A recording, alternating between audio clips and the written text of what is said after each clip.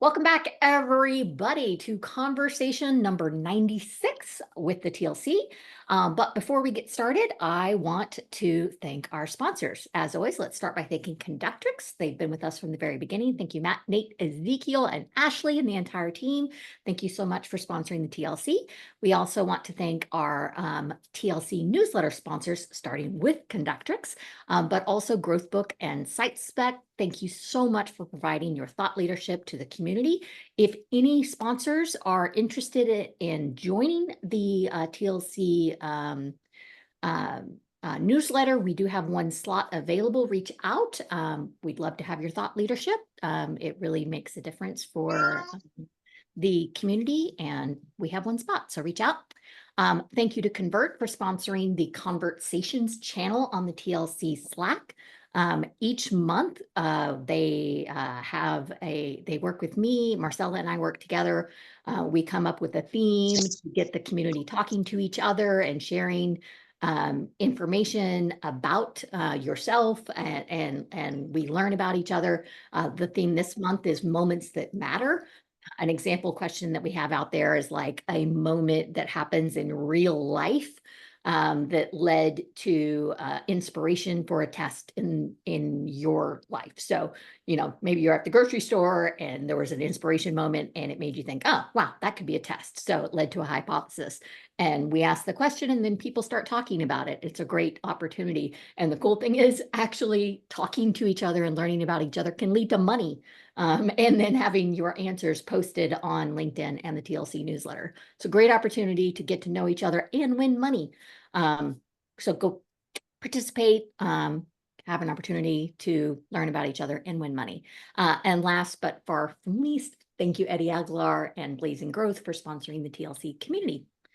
Two announcements really quick.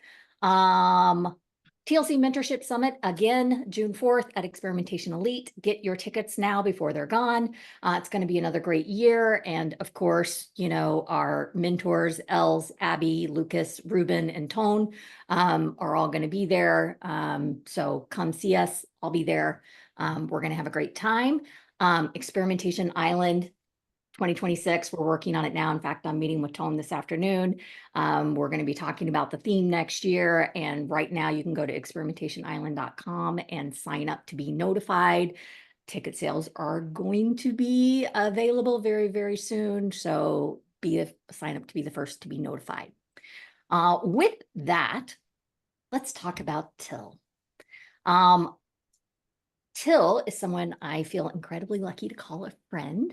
I actually just met him at Super Week last year, but he is a brilliant and remarkably patient digital analytics team. He leads a brilliant and incredibly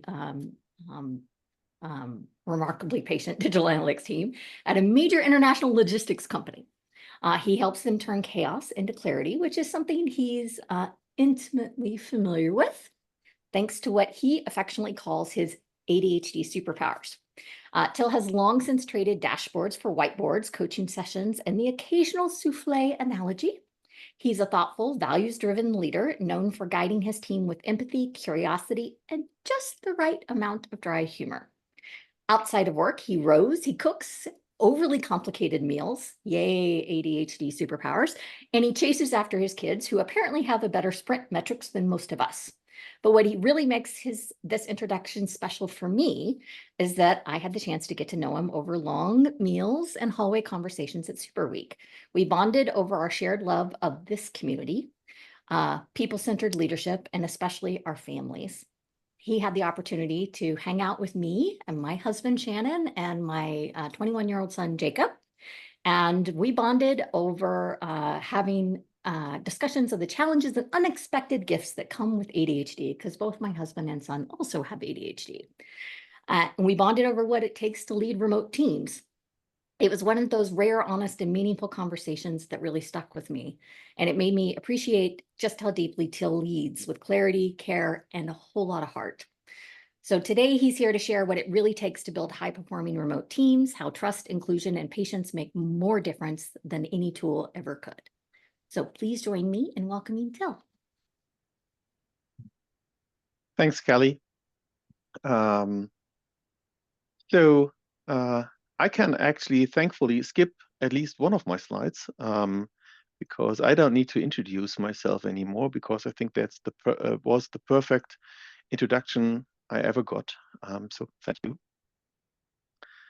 And you should hopefully see my screen. It's working, wonderful.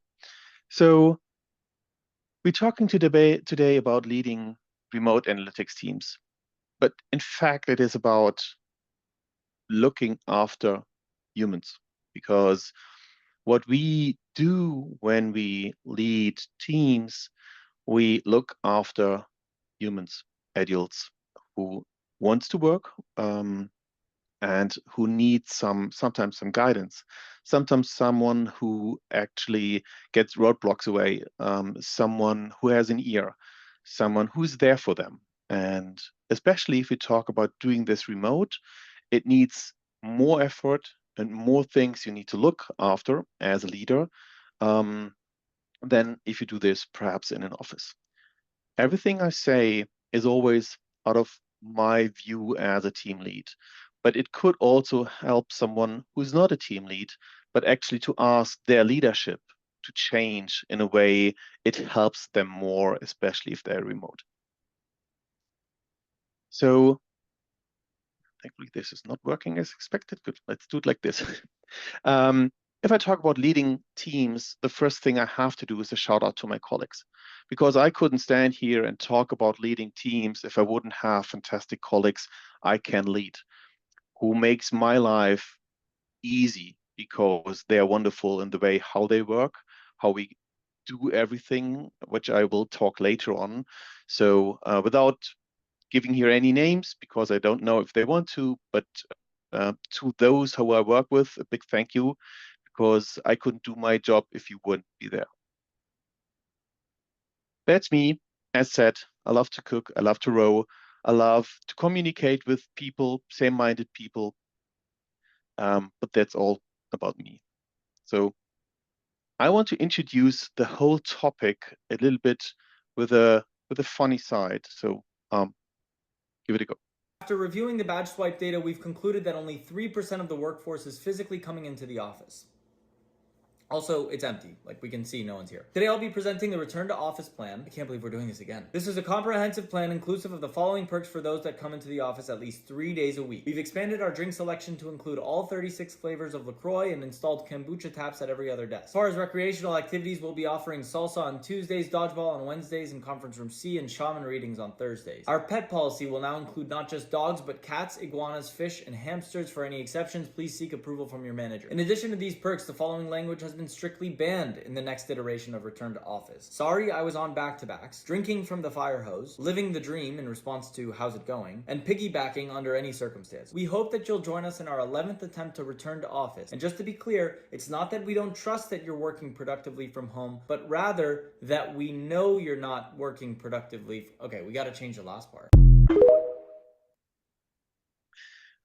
But actually, the last part is often what we see why managers want to have people in the offices, because they don't trust them that they're working.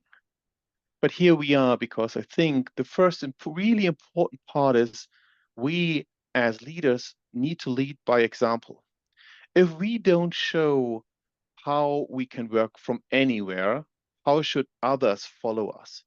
If we don't have um, a feeling for what is possible and what is not possible, how should people kind of follow us in the way we do? So we need to be role models for our colleagues.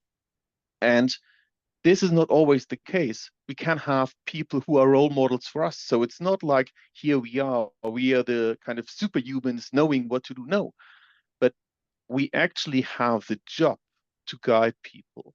And this is, so we have to do the same like they do. So if we want them to do something, we have to do the same.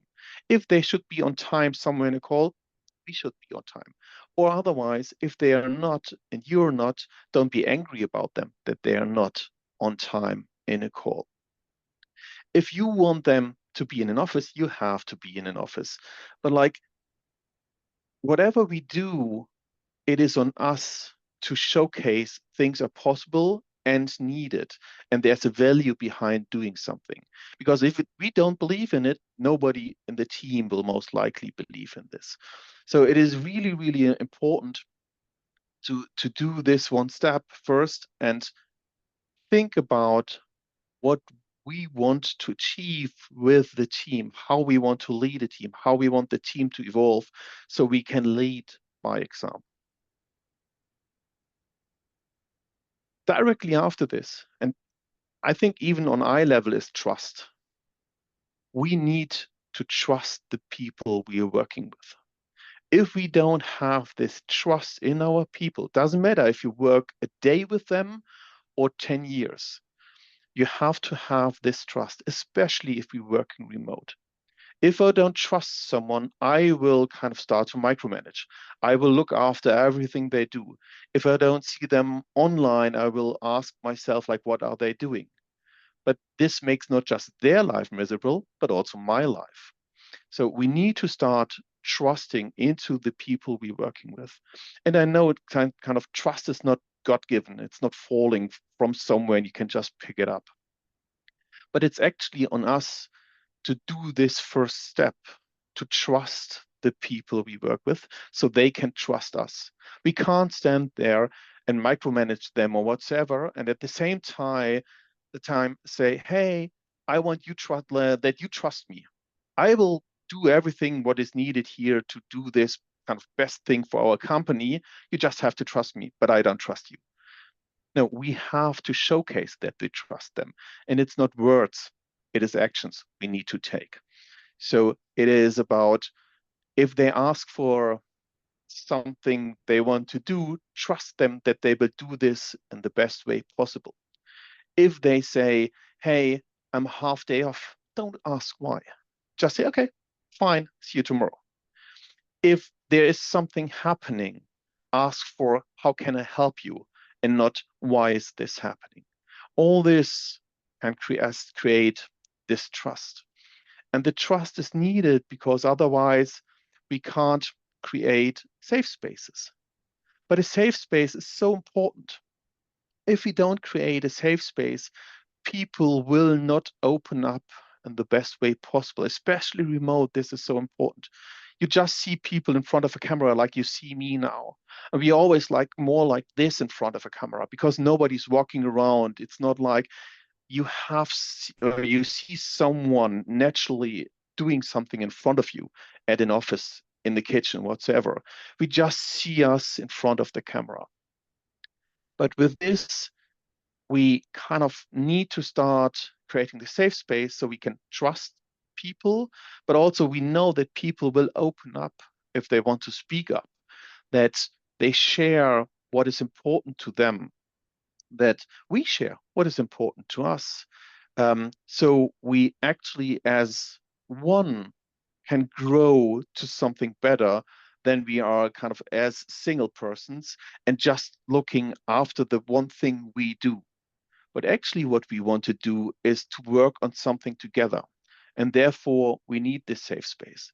And safe space needs time. So it's not like a safe space is done in 2 days. It actually needs time, and it's actually you, like with trust, to start creating this safe space.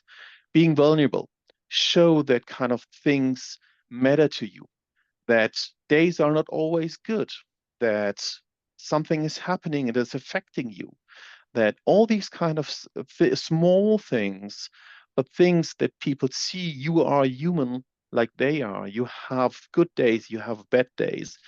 You feel trusted by them, so you open up yourself, you tell things about you, what is important to you. Because if we have this, people will actually talk openly with each other. You don't have to overhear a conversation in the kitchen because this is not needed, because people will in a call kind of raise their hands and say, hey, I have something to say. Or, hey, I didn't like what we had here before. So a feedback culture hopefully will start to evolve so you can share stuff with each other, again, to trust each other even more. So it is something which feeds each other in the best way possible.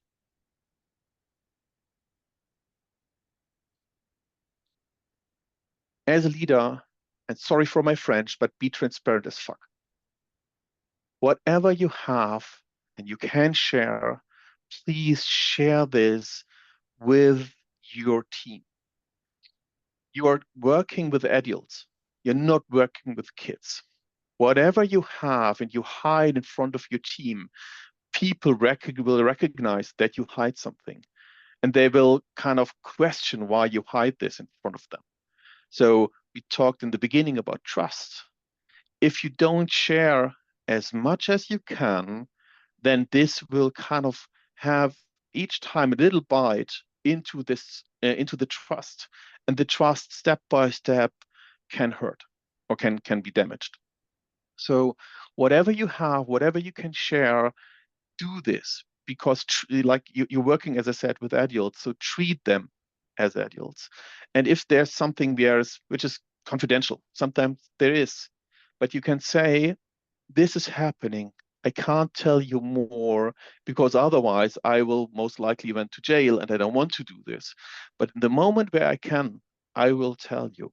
So this is also transparency. Transparency is not always sharing everything which you perhaps can't share, but it is about things you are actually you actually can share, or tell the people that you can't share. But no, be transparent, be kind of the person you want to see in front of you, because most likely you also want to have transparency from your leaders. So the same thing is kind of trickling down into your team. Leading remote requires a lot of effort for the leader. Yes, for the team also, but especially for the leader. So leadership in a remote team means you can't just go by an office, overhear conversation, and then say something. You actually have to knock on doors remotely. You have to have time with your people. You need to plan this. It is not like you can do something by chance remote, but actually you have to plan to see your colleagues. I will tell a little bit later on, but to see your colleagues, to have certain information by hand, because it's not kind of trickling, most times not trickling down to you. Um, so, and if you ask me, I think there's a lot of managers, and I say managers out there, not leaders, who actually don't want to work remote because they are aware that leading remote takes effort and time from them.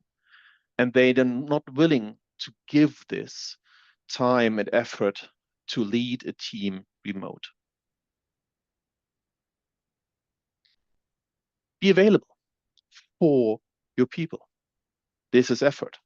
You need to make sure that people can see you, know where to find you, know that they can ping you when they have something, that you have perhaps routines with them to see them. All this is important. And again, it is effort for you, because you can't open your door and say, hey, you see my door's open. If you want to come by, come by. Because there is no physical door where someone can see through. So you actually have to create this virtual door where people can look through whatever it is. May it be that you live by statuses in Teams or Slack or whatsoever, where people see, oh, he's green, I can be there. But then also have this green flag over the day and not always be red, or please do not disturb, because this is like a closed door. Or share in a Teams channel or Slack channel your availabilities. Hey, I'm now available for an hour. Or like, I know I'm already available tomorrow for 2 hours. So if someone has something, feel free to ping me to come in. Have an open room, an open door, where people actually can jump on this call where you are, and then kind of have you kind of by their fingertips to ask questions or to be with you.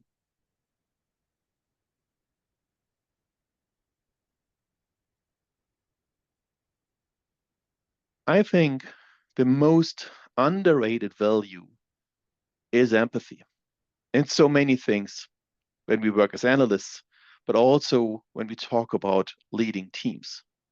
Empathy is the most important thing you have to have, because it is about you understanding what your people, what your colleagues, what your team members, however you call them, feel, where they have problems, where they get stuck, if they're happy, if they're bored, if they're sad, if something is with their families and they need time for their families. All these nuances between really happy, slightly bored, really sad, just a little bit sad, whatever.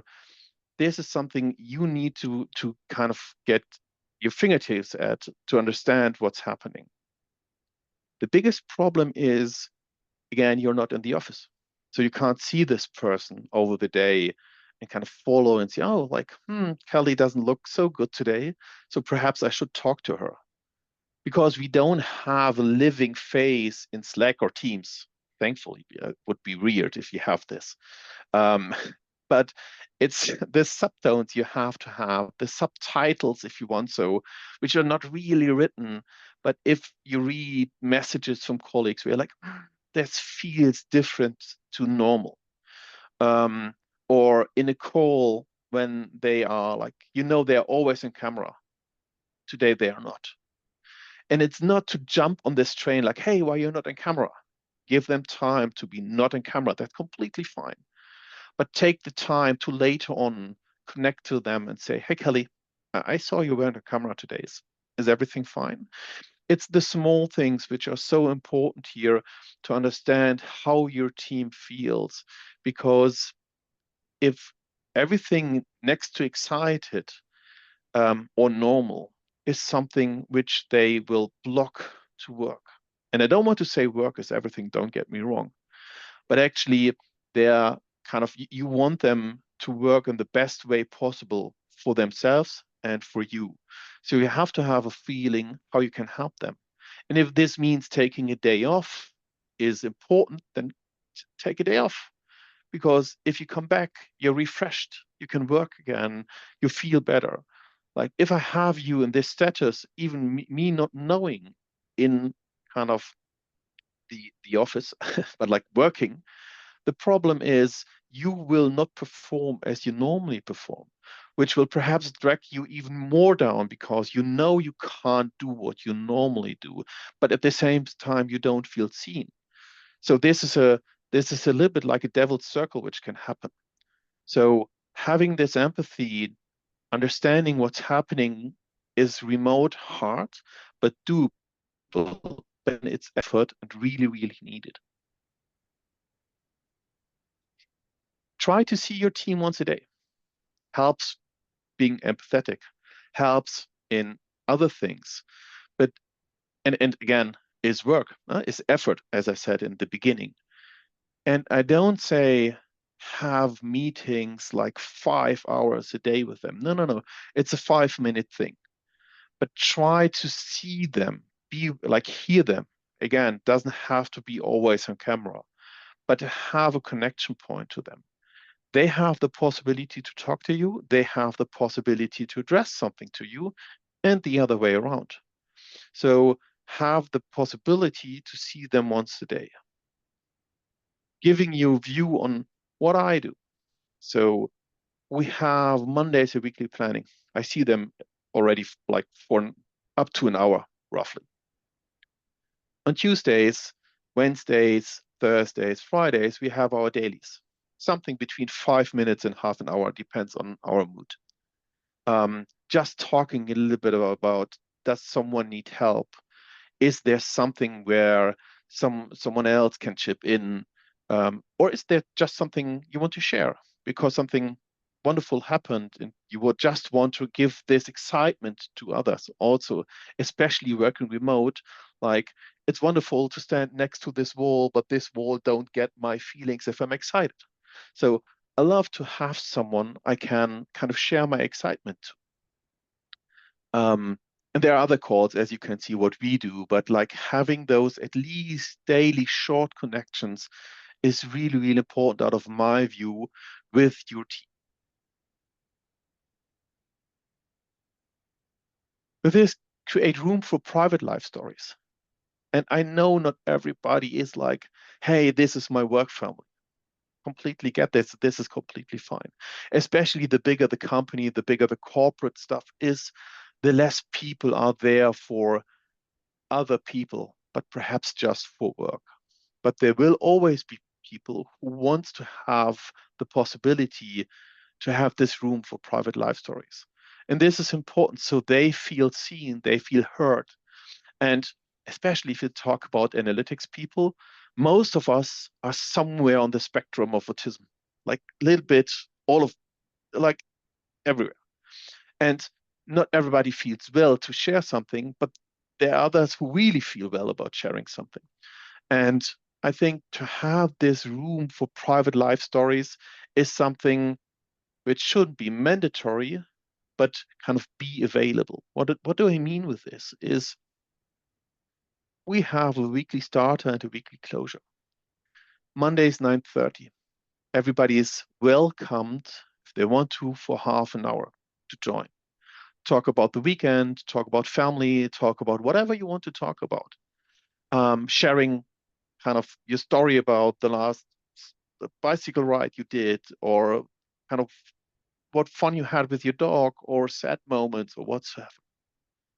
Important is it is not like you have to be there. If you have time and you feel good, please join.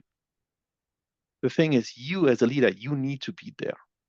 You need to be the a role model, lead by example. Be there, listen, kind of, and even this is not a thing for every leader, but this is a thing which is really important. And I will later on, or I don't know if I have already said, like, no, I will later on say, be authentic, talk about this.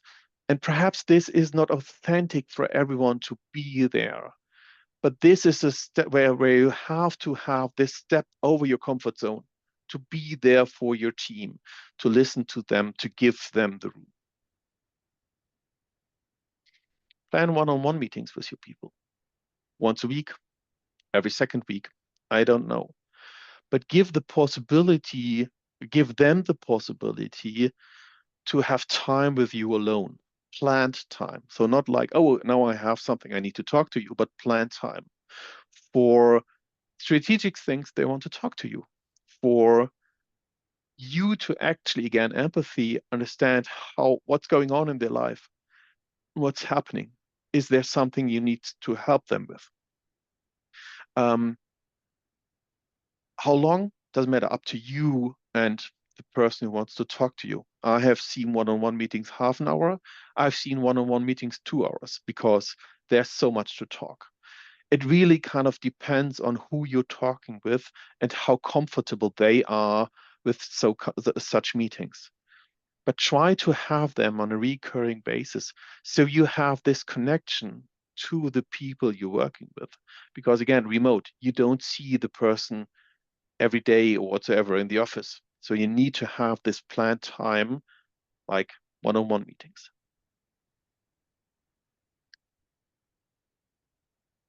Now a little bit awkward thing, but I have to do this with you. So we wait.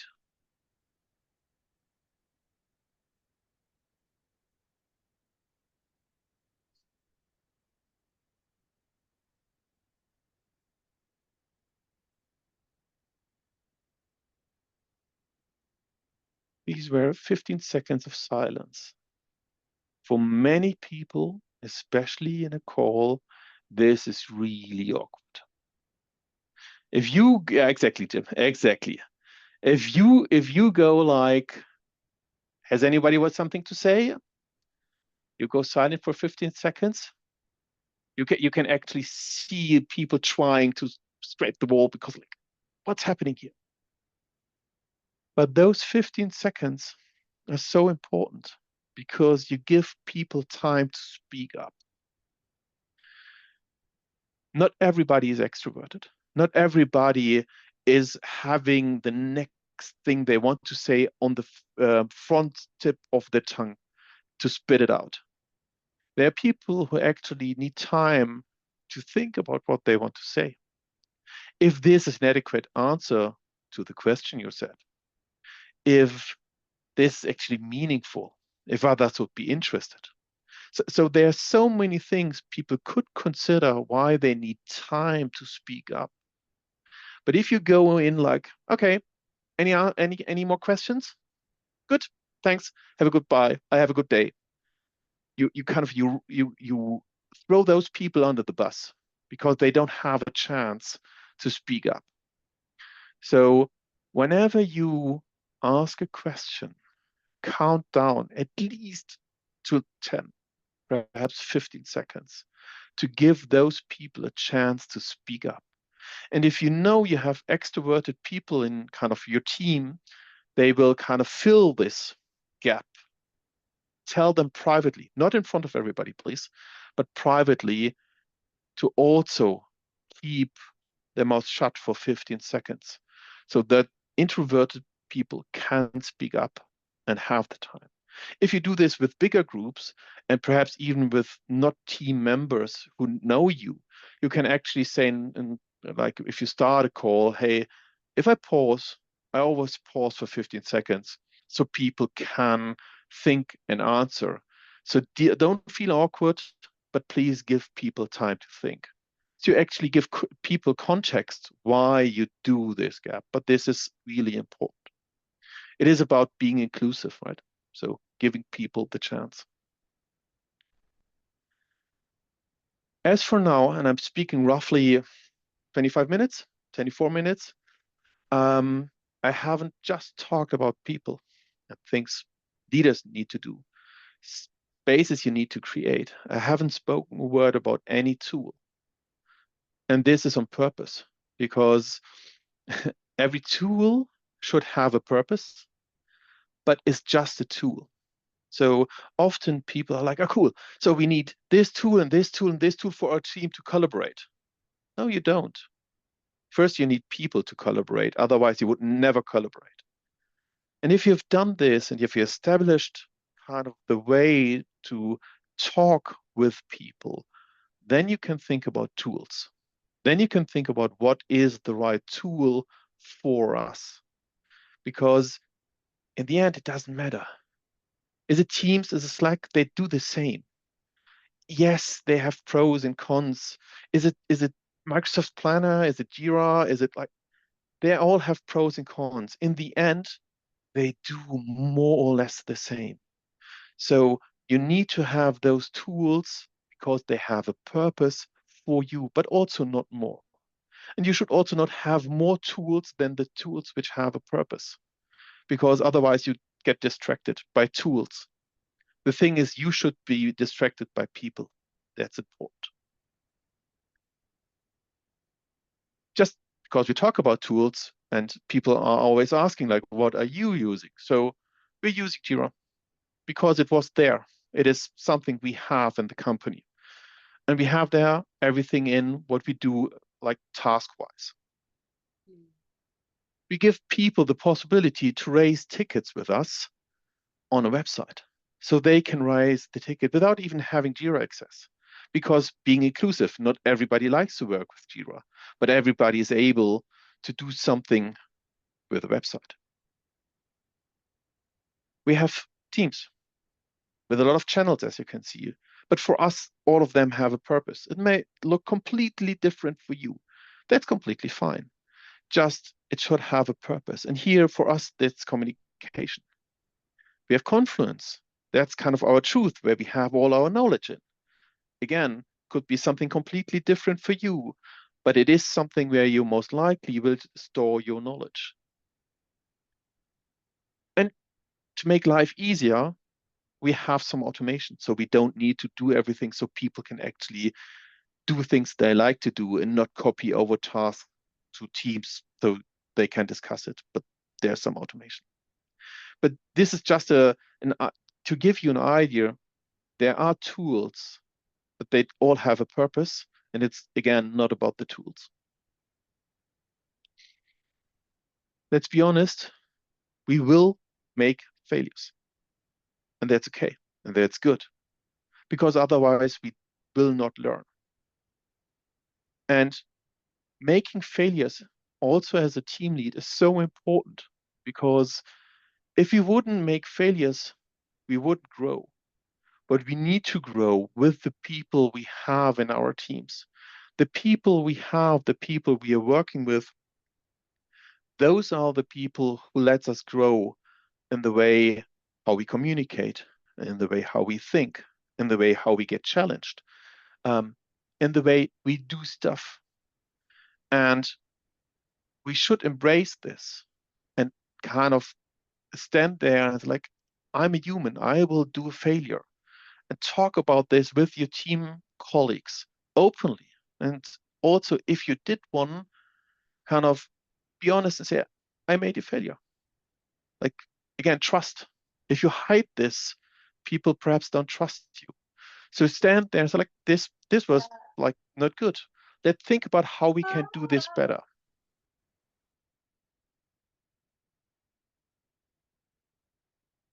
Be authentic. Be yourself as good as possible. If we talk about trust, if we talk about empathy, if we talk about, we always talk about us doing something with other people. If we do this, we need to be ourselves. Like, if you don't feel so well, kind of connecting to people on an emotional basis, that is okay. Be authentic. Try to do this. At the same time, tell people that it's not the best skill you have, and you try to get better perhaps in this. This is about being authentic. You don't have to be Superman. Nobody wants a Superman leader, but we want people who be authentic, who tell what they feel, how they feel, um, what kind of drives them, and all these kind of stuff, because all this makes us the human we are. And if we give this to people, they get an instruction how to deal with us. So I tell the people in my team, like, hey, I have ADHD. I'm really, really unstructured. I have problems sometimes to cope with not jumping on the next shiny thing. Um, I like this and this and this, but this is like an instruction manual for them. It's like, I hate to summarize stuff, but if like to do then a decision, but if you give me a perfect, like a good summary and then understand what you want, I will decide in seconds, because I can go through this really fast, logical wise, say like, okay, I got it. Yes. Or, oh, no, because of, they are really good in. But this instruction is really good for the people you work with. And they just can have this if you're authentic.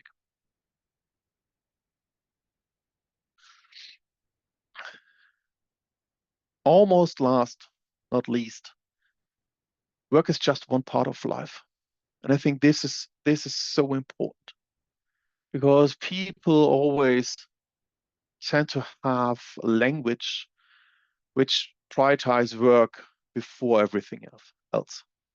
Have a good time off. No, I don't have a good time off work. I live my life. And when I don't live my life, I work. Or part of this is like part of my life is working. But I don't have time off work. I just do what I do in life. And when I come back, I will work again, because then I have to work, because we work for money to kind of afford stuff we can buy. But our language is so deep into work is everything, but it isn't. And if we want to understand that it isn't, and we change our language, the way how we treat this, at least I have seen people outperforming whatever they did before, because they see that actually they can have, like, they can focus on their life, and when they work, they will be there, they will perform, they will do whatever is needed to get their things done. But you treat them as someone who has a life and is not there just for working, just for whatever you want to do.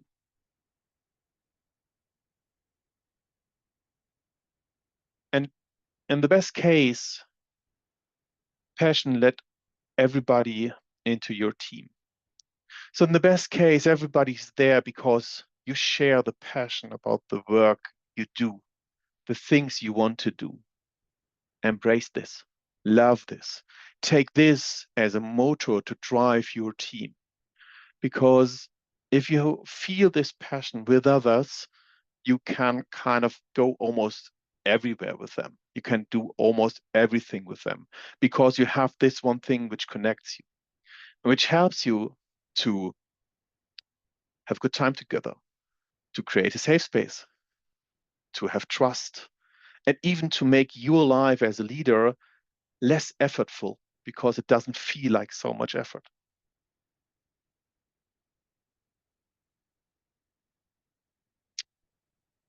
So thank you. I love that meme. Yay, wonderful job. We have a couple of questions and lots of comments. We'll start with the questions. First of all, I want to just compliment you. I feel like I want to put this quote, you, leader, should be distracted by people instead of tools. Like, that just like hit me. And it's the second time I heard it, but like this time, for some reason, it just like rushed over me like a wave. That was excellent. But Carmen asks, Thank what you. kind of routines do you have in your team to ensure that they bond and are communicating effectively? Bonding is, and I always tend to forget to say this while I kind of talk about this. I also forgot this at Super Week to say, you need to have time together. So we talk always about being remote. You need to see the other person in real life. The thing is, what most managers forget when they say So this conferences, you need to take them to conferences. to conference, like people are like, no, you need to work together. It's like, I don't, again, sorry for my French, I don't give a fuck if we stand in front of a whiteboard doing something. I want to see you, how you behave. I want to see your gestures. I want to see how you drink something. I want to see you. And I can see you best when we socialize. So conference, doing some sports together, have lunch together. I don't care. Do something together as humans, which is not work, because you want to experience the other person as a person to bind. Yeah. And if you do this regularly, which means every half year, every quarter, something like this, you also, especially as a leader, understand when people change. Because I can, after I've seen you again, it's like, oh no, it's everything fine with Kelly. Just the way she stands in front of her camera now is because of, I don't know, this and this and this and this, because I've seen you in real life and I see how you behave in real life because you change perhaps something. Yeah. So I think this is one of the important part of binding. And I think the other way in binding is be honest. Again, the things I said in the beginning, like trust, being honest with each other, communicating. And again, it's the leader's effort to start this, to go out of the comfort zone and start this kind of conversation and these routines to talk openly. I hope this helps. I think it's great. And Jason, I know this is not about you, but I just want to give props to what you do with your teams, bringing them Oh yes, together. big props to Jason. Yeah, Like, to be honest, a lot of things I talk here about, I learned through this wonderful community, and a lot of this from Jason, how he leads 33 Sticks. So big shout out. Same. I agree. Yeah. And frankly, from Jim too. Yeah. Like But my Kelly, mentors are here. Kelly, a quick note. Speaking of mentorship, something that I've posted about regarding the Marketing Analytics Summit. Yeah. In this time of everybody working remotely, you might use this for your conferences is, hey, bring the team. This is a great place for an offsite. Yeah. That's right. Yeah. Which we all learned from Jason. From Jason. Uh-huh. I know. Freaking love it. Another question. Many people are afraid to be open about their own failures and weirdnesses in a corporate environment, but I feel that it's the key to building this psychological safety. What's your experience with being authentic and vulnerable in the workplace? I think at some point, the traumas I take with me since childhood brought me to a point where I didn't give a shit for how I've been seen from others. So I'm just myself and I just do. But I also am very privileged in many ways. In the way what I learned, in the way the position I have, in the way the network I created, in the way I have fantastic friends all around the world supporting me. So it's easy to say just be honest, just be you, because it is most times most likely not. But what could help is to try to find one person you trust and be a little bit honest with this person and start small and talk with this person. And like, hey, you know what? I have ADHD. And I don't want to take this as, oh, that's why I make so much like, oh, that's an excuse for failures. No, no, no. I just want to open this box and say, hey, that's me. And it feels like if I open this box, you can hurt me because now you know something you can take and can use against me. But I trust you. And in the best possible case, this person will thank you for this and do the same the other way around. But it doesn't mean it's always the case. And you can fail. And I've seen people who failed, and this failure even hurts double because you opened yourself and you got kind of the hit afterwards. And if you're lucky, you have people in the company who create safe spaces where you can do this.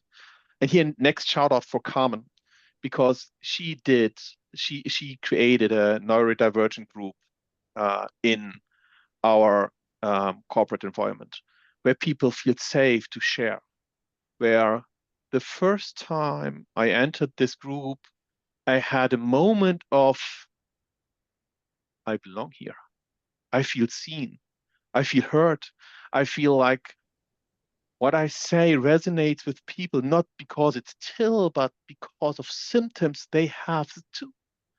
I think this is like, find those sweet spots where you feel good and don't stop searching for them. Try, because it's worth it. It really matters. Yeah. Those safe spots, being heard, feeling safe, and being in an environment that allows for it. That's huge. Yeah. Kudos, Yeah. Carmen. That's huge. Well, I want to thank you, Till. It was just, and actually it was better. It was even better this time. I don't know if it's the virtual environment or the intimacy of the setting, but I really, really enjoyed it. I think this type of content needs to be heard more often in our industry. I mean, I love the deep richness of technical talks. I crave them. I'm always looking for them, but Same here. every once in a while, one of these talks, when they're at a conference, I'm just blown away by everybody just going like this, because I think our souls need this content. So thank you for putting it out there. Thank you for agreeing to do it again. I can't thank you enough. Let me tell everybody what's coming up next. If I should have already had it up, sorry for this for just 1 second. Thank you for your patience. Coming next, Sam Burge is on May 30th, putting the customer first, focusing on value-driven experimentation. And then you can go in the States to Marketing Analytics Summit, or you can go to the UK for the TLC Mentorship Summit and Experimentation Elite. They're the same week, so it depends on where you want to be, or where yours easiest for you to go to. But you should definitely go to one of those conferences. And then June 20th, we've got Designing with Invisible Drivers, Creating Journeys That Stick with LA And then July 18th, John Lovett will be here talking new rules of KPIs from his book, Performance Measurements That'll Make You Take Action. So I hope to see you all soon, and I hope you have a lovely weekend. Thank you again. The recording will be up later today. Have a great Thanks for weekend. having me. Bye. Bye.